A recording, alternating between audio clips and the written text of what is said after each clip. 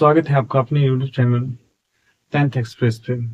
देखिए हम जो इससे पहले पढ़ चुके हैं इकोनॉमिक्स, और आज भी हम लोग जो है इकोनॉमिक्स का पार्ट 1 पढ़ चुके हैं। और आज हम लोग इकोनॉमिक्स का जो है पार्ट 2 लेके आए हैं।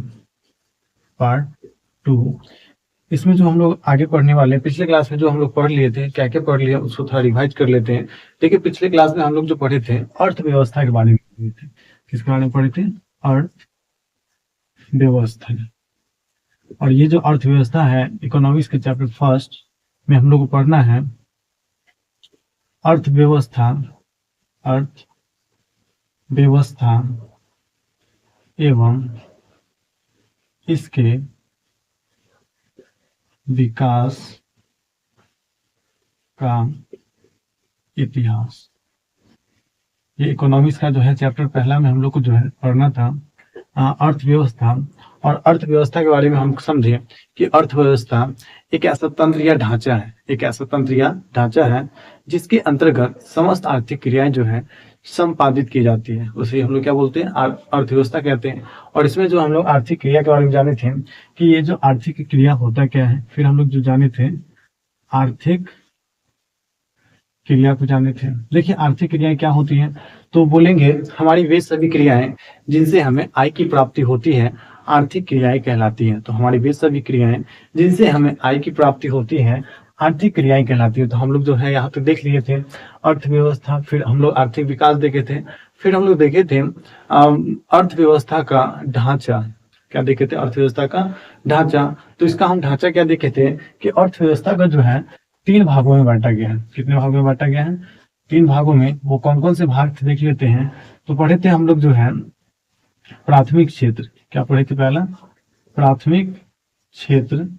वही दूसरा का बात करें तो दूसरा हम लोग जो पढ़े थे द्वितीय क्षेत्र। दूसरा हम लोग पढ़े थे द्वितीय क्षेत्र। वही तीसरा का बात करें तो तृतीय क्षेत्र। तृतीय क्षेत्र। तो देखिए हम लोग जो है अर्थव्यवस्था का इसके बारे में हम लोग जाने थे, और संरचना में हम लोग पढ़े थे प्राथमिक क्षेत्र, द्वितीय क्षेत्र और तृतीय क्षेत्र। तो हम लोग जो प्राथमिक क्षेत्र में पढ़े थे कि इसे जो है कृषि क्षेत्र कहा जाता है। इसे जो है कृषि क्षेत्र कहा जाता है। वही इसको बात करें तो इसे जो है औद्योगिक क्षेत्र कहा जाता है, औद्योगिक क्षेत्र। और अगला का बात करें तृतीय क्षेत्र, इसे बोला जाता है सेवा क्षेत्र। इसे सेवा क्षेत्र बोला जाता है। तो आप लोग समझने का प्रयास करेंगे। यहाँ पिछले क्लास में हम लोग पढ़ आए थे कि अर्थव्यवस्था का संरचना या ढांचा बोल सकते हैं। संरचना या ढांचा वो जो है 3 प्रकार का है। तो कौन कौन सा है? तो प्राथमिक क्षेत्र जिसे कृषि क्षेत्र बोला जाता है, वही द्वितीय क्षेत्र जिसको जो है औद्योगिक क्षेत्र बोला जाता है, और तृतीय क्षेत्र का बात करें तो सेवा क्षेत्र बोला जाता है। ठीक है, प्राथमिक क्षेत्र कहने का मतलब कृषि क्षेत्र।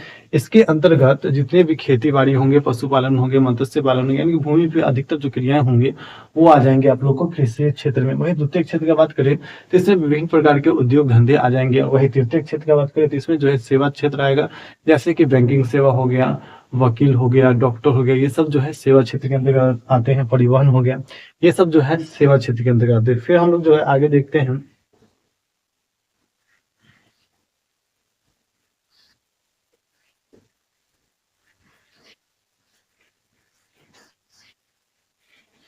लेकिन फिर हम लोग जो आगे पढ़े थे विश्व के अर्थव्यवस्था को, विश्व के अर्थव्यवस्था को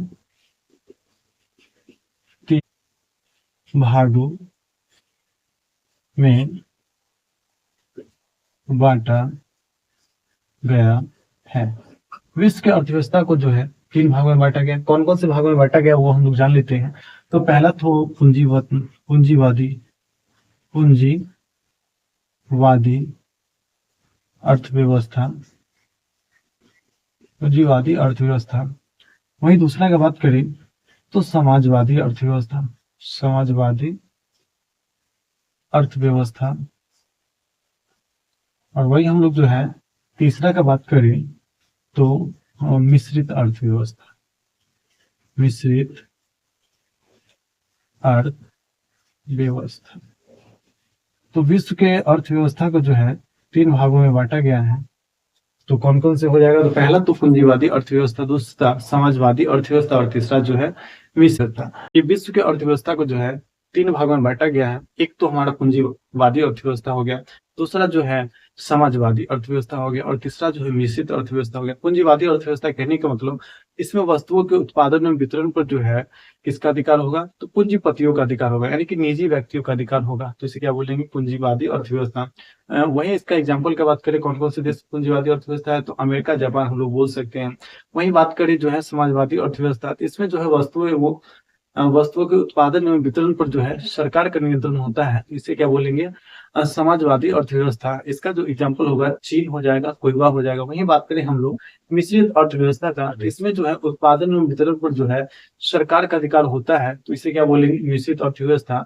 जैसे कि हमारा देश भारत आ जाता है, तो हम लोग जो है पिछले पार्ट 1 वाला वीडियो में जो है ये सब चीज को कवर किए थे।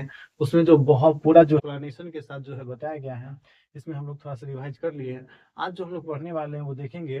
देखिए हम लोग जो देखने वाले हैं अगला टॉपिक जो है अर्थव्यवस्था का विकास। अगला टॉपिक हम लोग का रहेगा अर्थव्यवस्था का विकास कैसे हो। देखिए जो भारत का अर्थव्यवस्था का विकास हुआ है ये कोई चमत्कार से कम नहीं, क्योंकि भारत का जो है एक अपना ही इतिहास है। इसको जो है हम लोग के एग्जाम्पल में समझते हैं कि कैसे अर्थव्यवस्था का जो है विकास होता है। तो देखिए अर्थव्यवस्था का जो विकास होता है बहुत लंबी प्रक्रिया है। अर्थव्यवस्था का जो विकास की प्रक्रिया है बहुत लंबी प्रक्रिया है। जैसे एक पौधे का विकास, जैसे जैसे एक पौधे का विकास आप लोग देखते होंगे एक पौधे का कैसे विकास होता है। पहले जो है खेत को जो है तैयार किया जाता है, फिर वहां पे जो है बीज डाला जाता है, फिर उसको जो है पानी देके खनिज लवण देके वहां पे जो उसको जो है बड़ा किया जाता है। यानी कहने का मतलब जैसे पौधे बीज से पेड़ बनता है वैसे ही अर्थव्यवस्था भी समय के साथ विकसित होती रहती है। तो कहने का मतलब जैसे जो है पौधा का विकास होता है, बीज से पौधा बनता है, वैसे भी जो है वैसे ही अर्थव्यवस्था का भी जो है विकास होता है। और कहीं ना कहीं अर्थव्यवस्था का जो विकास होता है एक क्षण में नहीं होता है। तो इसका जो है एक लंबा अवधि होता है, एक लंबा प्रोसेस होता है। वही हम लोग जो अगला पॉइंट देखेंगे तो भारतीय अर्थव्यवस्था का विकास एक विशेष ऐतिहासिक प्रक्रिया है। और भारतीय अर्थव्यवस्था का विकास का बात करें, अर्थव्यवस्था का विकास का बात करें, एक विशेष ऐतिहासिक प्रक्रिया है। इसका इतिहास जाने तो एक बहुत बड़ा इतिहास है कि कैसे कैसे जो है भारत का जो है डेवलपमेंट हुआ, समझने वाले हैं। अर्थव्यवस्था का विकास के लिए दो मुख्य स्थितियां होती हैं। अर्थव्यवस्था के विकास के लिए दो मुख्य स्थितियां होती हैं, जिन दोनों के बारे में हम लोग जो है पढ़ना है। तो देखिए पहला जो स्थितियां होंगी वो होंगी आर्थिक विकास। आर्थिक विकास। वहीं दूसरा का बात करें तो ये हो जाएगा मौद्रिक विकास। मौद्रिक विकास। तो कहने का मतलब अर्थव्यवस्था का विकास के लिए मुख्य रूप से दो स्थितियां होती हैं। और जो है दो स्थितियां के बारे में हम देखेंगे, एक तो हमारा हो गया आर्थिक विकास और दूसरा जो हो गया मौद्रिक विकास।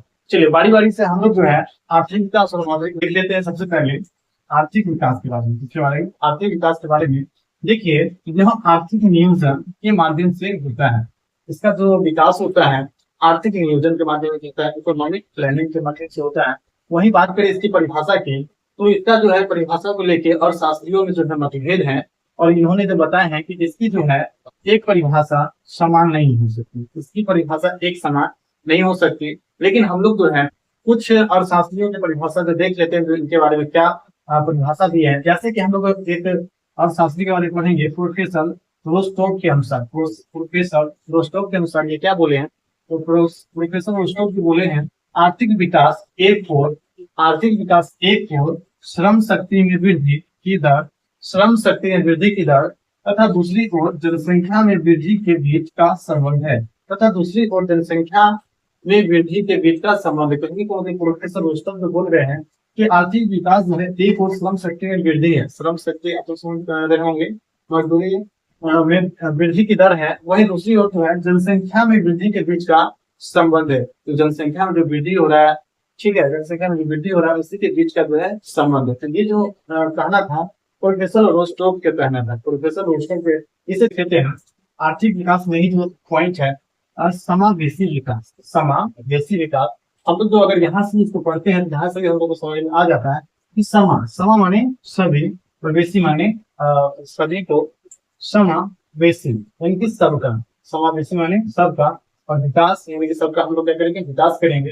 यानी कि हम लोग बोल सकते हैं आर्थिक विकास की वह प्रक्रिया जिससे समाज के सभी वर्गों का जीवन स्तर ऊंचा होता जाए तथा विकास की इस प्रक्रिया से समाज का कोई भी वर्ग अछूता नहीं रहे, तो ऐसे ही विकास की क्रिया को समावेशी विकास कहते हैं। चलिए हम लोग समझ लेते हैं समावेशी विकास होता है क्या। तो बोलेंगे आर्थिक विकास की ऐसी प्रक्रिया, आर्थिक विकास की ऐसी प्रक्रिया जिसमें समाज के सभी वर्गों का जीवन स्तर ऊंचा होता जाए तथा इस विकास के इस लाभ से कोई भी वर्ग जो है समाज का अछूता न रहे, यानी कि सबको जो है बराबर का जो है विकास मिले और इस लाभ से किसी को छोड़ा नहीं जाए, समाज के हर एक वर्ग का जो है ध्यान में रखा जाए। तो विकास की इसी प्रक्रिया को जो बोला जाएगा समावेशी विकास के अंदर आ जाएगा। समावेशी विकास कहने का मतलब सबका विकास, ये नहीं कि सिर्फ एक ही जो है समाज के एक ही वर्ग को जो है विकास कर देंगे। यहाँ पे जो है समाज के सभी वर्गों का जो है विकास करेंगे तो वही क्या कहलाएगा, समावेशी विकास कहलाएगा। तो आप लोग कॉपी में लिख सकते हैं समावेशी विकास का परिभाषा जो यहाँ पे दिया गया है, देख लेंगे आप लोग।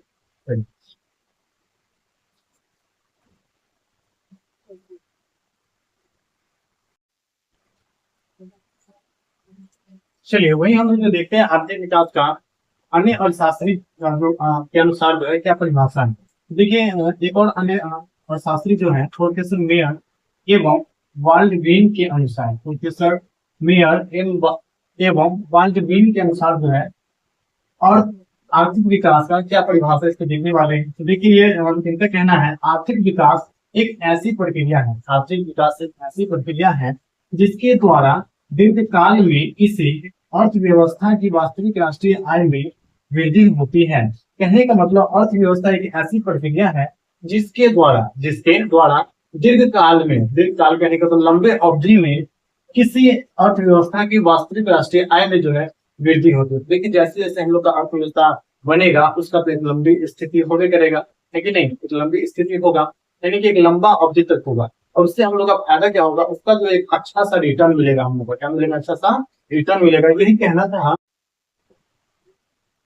चलिए देखिए हम लोग आर्थिक विकास, आर्थिक विकास में जो है आर्थिक विकास तथा आर्थिक वृद्धि में अंतर, आर्थिक विकास और आर्थिक वृद्धि में अंतर क्या क्या है। तो देखिए इसमें से ज्यादा अंतर तो है नहीं, लेकिन कुछ जो है विशेषज्ञों की राय में हम देखते हैं, जैसे कि श्रीमती उर्सला हिक्स के अनुसार, उर्सला हिक्स के अनुसार ये क्या बोली है कि वृद्धि, वृद्धि शब्द का प्रयोग विकसित देशों के लिए, वृद्धि शब्द यानी कि ग्रोथ शब्द का प्रयोग जो करेंगे विकसित देशों के लिए, विकसित देश कैसे देश होंगे जहाँ पे जो है औद्योगिक का विस्तार अधिक होगा, यानी कि व्यापार वाणिज्य अधिक होगा और इनका जो है जीवन स्तर ऊंचा लेवल पे होगा और इनकी अर्थव्यवस्था भी क्या होगी, मजबूत होगी। तो जिनका अर्थव्यवस्था मजबूत होगा उनको जो कहा गया विकसित देश, और इनका प्रयोग जो है वृद्धि, तो इनके लिए विकसित देशों के लिए कौन सा शब्द का प्रयोग करना है, तो ग्रोथ शब्द का प्रयोग करना है। जिनके अनुसार है उस सलाह हिक्स के अनुसार। फिर इन्होंने बोला कि विकास शब्द यानी कि डेवलपमेंट, विकास शब्द का प्रयोग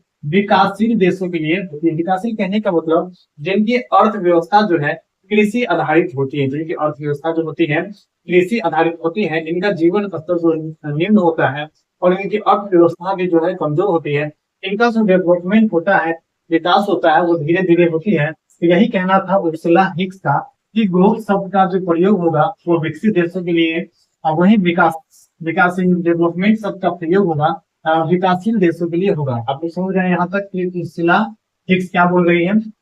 वही हम लोग देख ले दूसरे विशेषज्ञ का बात, तो डॉक्टर ब्राइट सिंह के अनुसार, डॉक्टर ब्राइट सिंह के अनुसार ये क्या बोल रहे हैं, तो ग्रोथ, ग्रोथ शब्द यानी कि वृद्धि शब्द का प्रयोग विकसित देशों के लिए उपयुक्त है, विकसित देशों के लिए उपयुक्त है। कहीं ना कहीं ये भी जो है इनका ही बात बोल रहे हैं और ये जांच पड़ताल करके बोल रहे हैं कि ग्रोथ शब्द जो है विकसित देशों के लिए ही जो है उपयुक्त होगा, सही होगा। तो हम लोग जो आज का टॉपिक में देखे हैं आर्थिक विकास, आर्थिक विकास, इसका जो कहानी था कैसे इसका विकास हो रहा है, इसका विकास जो है एकाएक नहीं हुआ, इसके विकास के लिए हम लोग जो है दो स्थितियों पे पढ़ेंगे, एक तो आर्थिक विकास और दूसरा जो है मौद्रिक विकास। तो हम लोग आर्थिक विकास के बारे में जितना पॉइंट था, आर्थिक विकास के बारे में जितना परिभाषा था, जितना पॉइंट था, हम लोग जो है किसी को कवर किए हैं। फिर हम लोग देखते हैं आर्थिक विकास में जो है और क्या पॉइंट्स है।